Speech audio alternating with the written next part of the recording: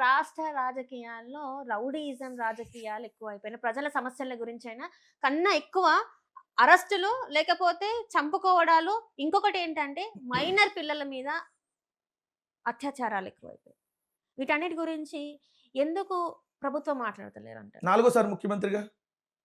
మరి అంత సీనియారిటీ ఉంది కాబట్టి, మరి సీనియారిటీ ఉన్న ముఖ్యమంత్రి ఉంటే మరి ఇట్లానే మరి వీటన్నిటి మీద కంట్రోల్ ఉండాలి కదా సీనియారిటీ. దేనికి హ్మ్. మరి సీనియారిటీ? ముఖ్యంగా చూసుకుంటే ఈ సుగాలి ప్రీతి అంశం మళ్ళీ సీబీఐ చేతికి ఇస్తున్నామన్నట్టు మాట్లాడారు. పవన్ కళ్యాణ్ గారు చూసుకున్నట్టయితే ఇంతకుముందు ఆయన ఈసారి అధికారంలోకి రావడానికి అసలు మెయిన్ కీ రోల్ పోషించిందంటే ఈ సుగాలి ప్రీతి కేసు ఏదైతే తనకి న్యాయం చేస్తామని చెప్పిండ్రో దాని వల్లనే వచ్చిందని చాలా మంది వాళ్ళ అమ్మ కూడా మాట్లాడడం జరిగింది.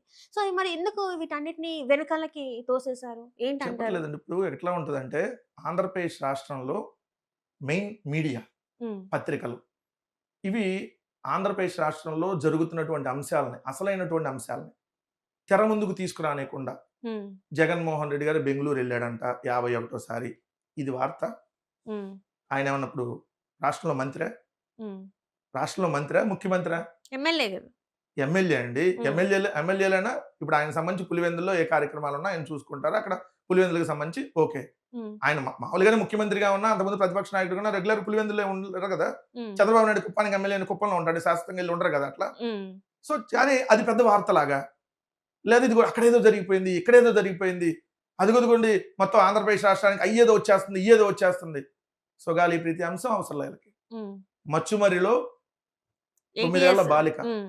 14 నెలలయింది ఆ అమ్మాయి మిస్ అయ్యి.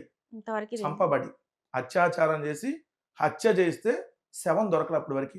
వదిలేసారు ఇంకెక్కడుందో గూడా. హ్మ్. కనీసం ఆఖరి చూపు గూడా చూసుకోలే ఆళ్ళ తల్లిదండ్రులు. శవం లేదు. అమ్మాయి ఎక్కడ శవం పడేశారో తెలీదు.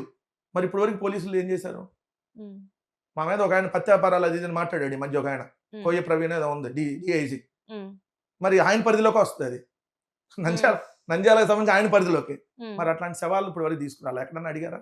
హ్మ్. అత్యాచారాలు, హత్యలు, ఇష్టం వచ్చినట్టుగా దోపిడీలు, మహిళలు ఈరోజు బయటికెళ్తే మళ్ళీ సేఫ్‌గా తిరిగొస్తారన్న గ్యారంటీ ఉందా ఆంధ్రప్రదేశ్‌లో? అట్లనే చూస్తే హత్యలు కూడా ఎక్కువైపోయినాయి గదా! ఇవి అన్ శ్రీకాళహస్తి, వినుతది చూసుకున్నా గూడా అసలు వీటన్నిటి గురించి ఏది గూడా మాట్లాడలేదు. మీడియా కూడా అండ్ ఇక్కడ ఇంకొకటి వాళ్ళకి సంబంధించి చూసుకుంటే 2 పత్రికలు, ఈ హ్మ్. ఛానెల్స్ ఏంటంటే హ్మ్. అసలు అంశాలని తెర ముందుకు లేనీయకుండా ఇప్పుడు చూడండి హ్మ్. అసలు తిరుమలకు సంబంధించినటువంటి లడ్డులో జంతువుల కొవ్వు అని చెప్పి ఎంత దుష్ప్రచారం చేశారు. అవును. 140,00,00,000 హిందువుల మనోభావాలను దెబ్బతీయటమే కదా! ఒక ముఖ్యమంత్రి మాట్లాడాడు. ఎవడో అనామకుడు మాట్లాడాడంటే కాదు. హ్మ్. సాక్షాత్తు ఆంధ్రప్రదేశ్ రాష్ట్ర ముఖ్యమంత్రిగా ఉన్న చంద్రబాబు జంతువుల కొవ్వు కలిసిందని మాట్లాడాడు. ఎంత ఫేక్ ప్రచారం అది. ఇంకా ఏమైంది ఇప్పుడు? డిప్యూటీ సీఎం గూడా మాట్లాడిండు అందరూ గదా! మాట్లాడారు. అదే హ్మ్. చెప్పట్లా. ఇదంతా హ్మ్. మోసం చేయటమే కదా ప్రజల్ని. హ్మ్.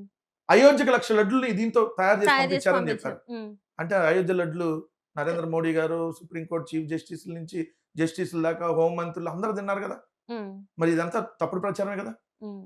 అది జంతువుల కొవ్వు కాదు అని చెప్పి వాళ్ళే మళ్ళీ ఇప్పుడు ఆల్రెడీ సిబిఐ దాంట్లో ఉంది. హ్మ్. జంతువుల కొవ్వు అని ఎక్కడ అట్లా ఏదన్నా అంటే కల్తీ నెయ్యి ఏమన్నా వాడారేమో అంటున్నారు ఇప్పుడు. కల్తీ హ్మ్. నెయ్యికి జంతువుల కొవ్వుకి తేడా లేదా? కల్తీ నెయ్యికి జంతువుల కొవ్వు తేడా ఉంది కదా! హ్మ్. రెండోది అసలు జరిగింది ఎవరి హయాంలో? ఈళ్ళ హయాంలోనే కదా అది. కల్తీ హ్మ్. నెయ్యి కలిసినా, ఇంకోటి కలిసినా వీళ్ళు మొన్న అంటే ఆల్రెడీ మీ వచ్చినాయి కదా! హయాం నుంచెల్లే అది ఉంది. మీ హయాంలోనే మీరు వాళ్ళని తీసుకున్నారని జెప్పేసి వాళ్ళు మాట్లాడుతున్నారు. ఇప్పుడు వాళ్ళు వచ్చిన కాదండి. కొత్తలోనే కదా ఇది జరిగింది. ఆహా!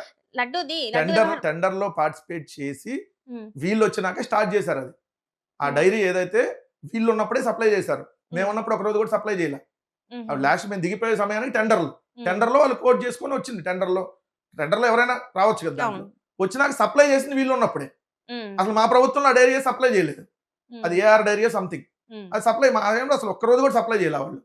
ఎందుకు ఇంత మరి దుష్ప్రచారం? ఎందుకు? చెప్పట్లేదండి. అసలు అంశాలని పక్కకు నెట్టేసి హ్మ్. వైఎస్ఆర్ కాంగ్రెస్ పార్టీ మీద దుష్ప్రచారం చేయాలంటే హ్మ్. ఎందుకంటే జగన్మోహన్ రెడ్డి గారు క్రిస్టియన్ కాబట్టి. హ్మ్.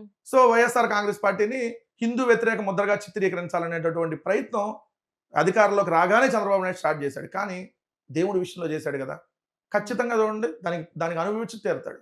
రైట్. ఎందుకంటే వెంకటేశ్వర స్వామితో పెట్టుకున్నోళ్ళు ఎవరు గూడా వెంకటేశ్వర స్వామిని అపవిత్రం చేయాలని చూసాడు. హ్మ్. వెంకటేశ్వర స్వామి మీదే వెంకటేశ్వర స్వామి లడ్డు తింటాడు. జంతువుల కొవ్వుతో మనం ప్రసాదం తయారు చేస్తే దేవుడు అది తింటాడా అండి? హ్మ్.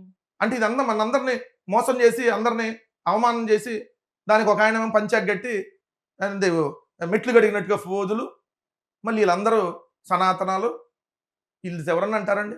సో, హ్మ్. ఇలాంటియన్నీ చేసి, మా మీద ఏదో వ్యతిరేక ముద్రేయాలని ప్రయత్నం చేశాడు. తర్వాత బూమరాంగ్ అయింది ఆయనకి.